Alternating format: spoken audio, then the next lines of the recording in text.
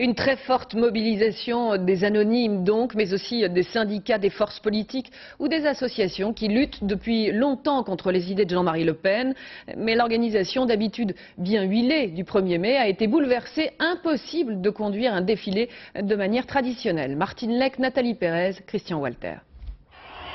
Le cortège n'était pas encore arrivé jusque-là, mais déjà la place de la Bastille était noire de monde. Et toutes les rues adjacentes envahies par une véritable marée humaine. Une foule impossible à canaliser par un service d'ordre débordé. Le défilé syndical a eu bien du mal à progresser parmi ces manifestants arrivés à contresens. Ceux qui devaient ouvrir la marche ont tenté de se faire entendre derrière leur banderole pour le progrès social et contre l'extrême droite. C'est un 1er mai qui n'est pas comme les autres. Il a un caractère politique car il s'agit de défendre notre démocratie et ses valeurs.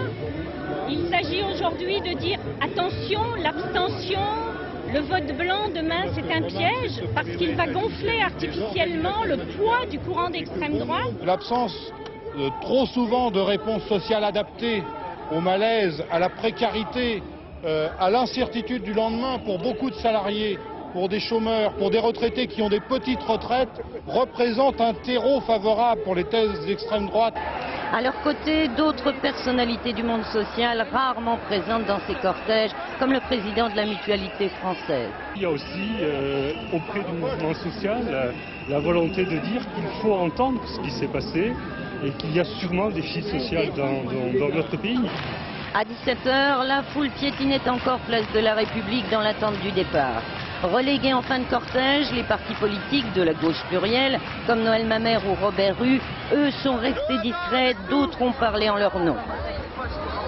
J'ai toujours su qu'il y avait deux France, puisque mon histoire m'a conduite à découvrir la France esclavagiste, mais également la France généreuse. Je savais qu'elle était là, je suis ravie de la voir si nombreuse. Il fallait qu'on se montre notre force, hein. Et donc, c'est la première marche qu'il fallait faire pour remonter la pente depuis cette catastrophe du 21 avril. Votez, votez, restez mobilisés. Mais loin des discours officiels, cet après-midi dans la rue, la parole était aux milliers d'anonymes venus crier leur refus de l'extrême droite.